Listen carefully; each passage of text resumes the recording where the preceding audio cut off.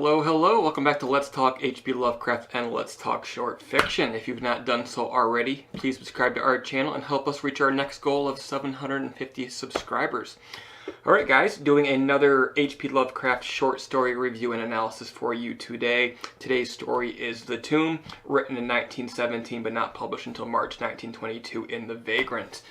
The Tomb, quick synopsis for you here. A man, Jarvis Dudley, has been institutionalized. From his cell, he's telling the story of his encounters with a tomb beginning as a child. When he first finds the tomb as a little boy, it is locked and he cannot enter. It has a chain and it has padlocks on it. They are rusted, but the door is sort of cocked half open. The tomb is on the property of a family that is since ended, called the Hyde family. The last of the family members was presumably buried a good 50 years or so before his death, but now all that remains is this single tomb in a wooded area. But Jarvis, he feels drawn to this tomb, and he spends a lot of nights out front of it, sort of looking, staring into the darkness that he can just see beyond the cracked door. Years later, as an adult, he's spending one of those nights there, and he suddenly feels compelled to run home, and he's drawn to a sort of rotting old chest in his own family attic. There he finds a key. The key is in fact the key to the padlock on the tomb door. Why it is there, who knows? I have some theories. But he uses it to enter the tomb.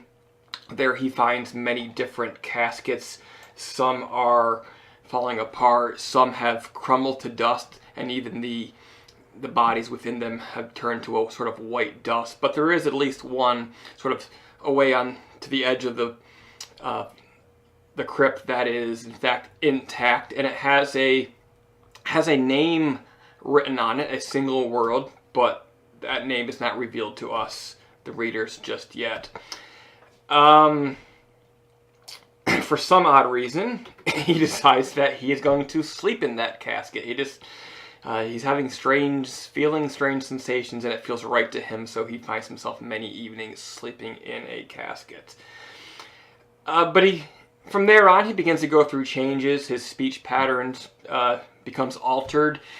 He is a young man from the sticks, you know. He's not really very worldly, but he begins speaking like somebody would have generations earlier, very proper, sort of refined city, sort of upper class accent, and he also finds himself singing strange drinking songs with just no reason why he would ever know those. He also finds that he has a weird, unexplainable, and just then emerging fear of lightning. Noticing this behavior, his father apparently hires somebody to spy on him to see where he's going at night. One evening, after having left the tomb, he spots this spy, and he creeps home and follows him to when the spy is reporting to his father, and the spy insists that, you know, he's not going in the tomb, he's just sort of hanging out there staring at it in the darkness, and I don't think you should worry about him too much. One night, against his better judgment, against his fear of the lightning, he goes into the woods, and then, at that point, he sees a ghost mansion, the old mansion that used to accompany this tomb that is now long gone. He sees it, and he becomes part of what's going on there, and what's going on there is a large party. There are ghosts coming in and out, dressed in period attire, and they're taking part in a ball.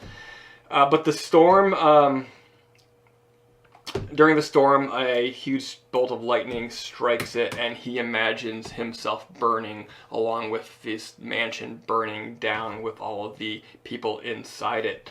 As he comes to, he finds himself himself again, but being restrained by two of his father's men. On the ground, they find a small antique box. The antique box has a picture in it and no name, but the picture, Jarvis swears, looks just like him. From there, he is taken away to an institution. At some point later, it's not entirely clear, an old servant of the family's who had been visiting him and who did not believe that he was crazy, claims to have busted open the door to the tomb, gone down in, and found that the casket that he'd been sleeping in had in fact had the name Jarvis written on it. So, presumably, the idea here is that he has been reincarnated. He is sort of being possessed by the soul of a member of the Hyde family who used to have this mansion that tragedy befell with the lightning. But another possibility, it's not entirely clear. I think it's possible that maybe the family had in fact not died out, and that instead either he himself, which wouldn't make sense because of his age, but maybe an ancestor of his maybe was a surviving family member, and maybe he was just adopted by the family that he was in. I think that's a plausible explanation. Lovecraft keeps it a little bit vague here, which I do like. The story itself is a good old-fashioned ghost story, but it also has a sort of a restrained sort of Poe feel. I know he was a big Poe fan, but I think in many cases of the works that I've read probably 20 of his stories so far, is he's going in his own direction, but I think this is maybe the most Poe-like that I've ever experienced Lovecraft being. The Ghost Mansion itself reminds me a lot of The Shining. I haven't read the book in a long time, but you do remember in the movie where he's encountering what is presumably the ghosts of the old inhabitants, but it also reminds me of Iron Maiden. Yeah, guys, they have a song called The Dance of Death where the protagonist of the story is walking one night in a swampy, like, Everglade area where he encounters these ghosts and he joins their party. But it kind of reminds me of that. Actually gave me a really cool Iron Maiden vibe as well. So yeah, guys, as far as Lovecraft stories go, this is probably one of my favorite ones. I've been doing these reviews for a few months now. Many of the reviews that I did prior to this one are of stories that I've already read. This is actually my first time reading The Tomb, and I enjoyed it. It's a pretty good one. I highly recommend it. And you should probably put it on your list of things to read next if you've not done so already. Alright guys, thanks for tuning in to Let's Talk HP Lovecraft here on the Let's Talk YouTube channel. Once again, please subscribe to our channel. Help us reach our next goal of 750 subscribers. And if I don't see you again before Tuesday, I would like to wish you a Merry Christmas. Have a good one. See ya.